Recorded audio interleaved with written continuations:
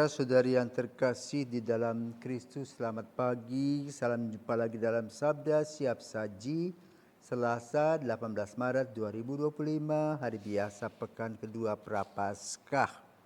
Marilah kita berdoa dalam nama Bapa, Putra dan Roh Kudus. Amin. Allah Bapa Maha Mulia, lindungilah gerejamu senantiasa, sebab kami ini lemah. Bebaskanlah kami dari segala bahaya dan bimbinglah kami kepada keselamatan yang abadi dengan pengantaraan Yesus Kristus Putramu Tuhan kami, yang bersama dengan Dikau dalam persatuan Roh Kudus hidup dan berkuasa Allah sepanjang segala masa. Amin. Tuhan bersamamu dan bersama rohmu. Inilah Injil Yesus Kristus menurut Matius. Dimuliakanlah Tuhan. Sekali peristiwa berkatalah Yesus kepada orang banyak dan murid-muridnya, ahli-ahli Taurat dan orang-orang Farisi telah menduduki kursi Musa. Sebab itu turutilah dan lakukanlah segala sesuatu yang mereka ajarkan kepadamu. Tetapi janganlah kamu turuti perbuatan mereka. Karena mereka mengajarkan tetapi tidak melakukannya.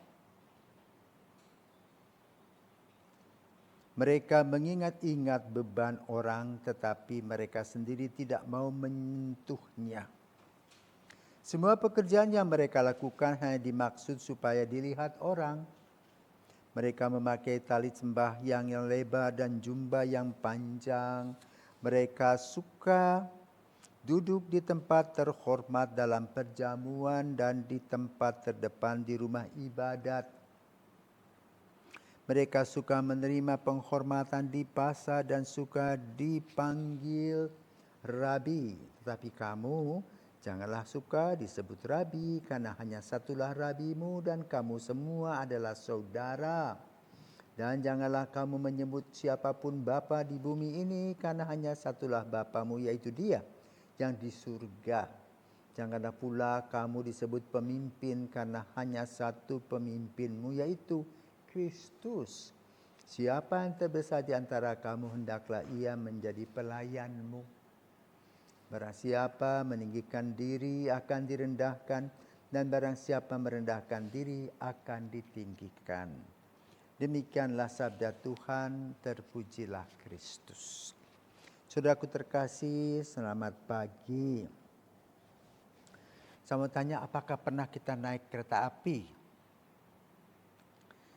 Tentu kita kalau naik kereta api masuk dalam gerbong. Tetapi gerbong itu zaman dulu ada rel, ya. Jadi ada dua besi yang bersama-sama berjalan dari ujung ke ujung, menyatu. Itu bisa digambarkan dengan perkataan dan perbuatan yang bersatu, yang bisa melahirkan apa? Keharmonisan, sehingga kereta bisa berjalan dari waktu ke waktu, dari tempat ke tempat sedemikian rupa, dan banyak orang yang diangkut dan dibawa oleh kereta yang bersangkutan. Itulah konsep bagaimana sebuah kereta bisa membawa begitu banyak orang, tetapi mempunyai struktur yang jelas, yaitu ada dua rel kiri dan kanan yang bersamaan, tingginya, panjangnya, lebarnya sama. Kalau mereka berbelok juga. Kalau mereka lurus bersama. Untuk apa? Menyangga dari gerbong kereta api itu. Demikian pula apa yang disampaikan oleh Yesus pada hari ini. Itu contoh. Ya. Ada orang-orang yang ahli kitab, tapi hanya sebatas teori. Dan ujung-ujungnya mereka ingin dihormati sebagai ahli kitab, sehingga apa yang isi kitab itu sendiri tidak diuraikan dalam kehidupan mereka sehari-hari, sehingga kitab itu tidak berbuah, hanya sebuah kata-kata yang tertulis dalam kitab itu. Bahkan digambarkan bahwa para orang-orang hebat ini selalu ingin dipuja-puji, dihormati. Yang penting penampilan, bukan pelaksanaan dalam hidup. Dan pada zaman sekarang banyak para YouTuber pandai berbicara. Banyak juga tidak berbuat apa-apa, hanya dikagumi saja. Bagus-bagus kalau mereka datang menjadi informal yang benar. Sebagaimana Yesus berkata, akulah jalan, kebenaran, dan hidup. Tapi rata-rata hanya apa? Senang.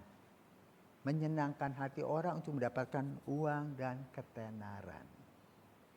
Kan Yesus menekankan kepada kita tidak perlu dihormati. Kita tidak perlu terkenal. Tetapi apa yang kita sampaikan itu berbobot, berbuah. Menghasilkan buah kasih sehingga keharmonisan dalam hidup dapat terus berjalan dengan baik. Sebagaimana yang dilakukan oleh Yesus. Maka Yesus katakan, jangan contoh perilaku mereka tetapi pegang apa yang mereka pelajari. Yaitu apa? Sabda Tuhan. Dan sabda Tuhan itu hidup dan menghidupkan kita dalam langkah-langkah kita selanjutnya. Maka tidak usah mengikuti perilaku yang kurang pantas, tetapi mengambil rumusan-rumusan resep-resep kehidupan yang bagus yang dapat kita terapkan dalam kehidupan nyata sehari-hari, alias apa? Pandai-pandailah menggunakan kesempatan dalam kesempitan di dalam kasih Tuhan. Berilmu kepada semua orang, tetapi tidak usah memperhatikan perilaku. Kenapa? Kalau kita perhatikan perilaku mungkin kita jengkel, mangkel. Tetapi yang penting kita mendapat rumusan itu. Untuk diri kita dapat kita kembangkan kasih Tuhan, kemurahan Tuhan, cinta Tuhan. Jika tidak perlu lagi pakai gengsi-gengsian, tetapi yang paling penting kita mendapatkan sabda Tuhan dapat kita resapkan dalam kehidupan kita sehari-hari. Sehingga sabda itu betul-betul menghidupi kita dan juga menghidupi orang-orang di sekitar kita. Itulah kualitas seorang yang beriman. Dan inilah yang diharapkan oleh Injil pada pagi hari ini. Maka mari kita belajar senantiasa untuk menjadi orang yang bijaksana. Mengambil kesempatan yang baik yang Tuhan berikan kepada kita dan kita tebarkan bagi orang lain agar orang lain juga merasakan kasih Tuhan. Sedemikian rupa sehingga mereka pun juga dapat menikmati hidup ini dengan sukacita. Selamat pagi, Tuhan memberkati.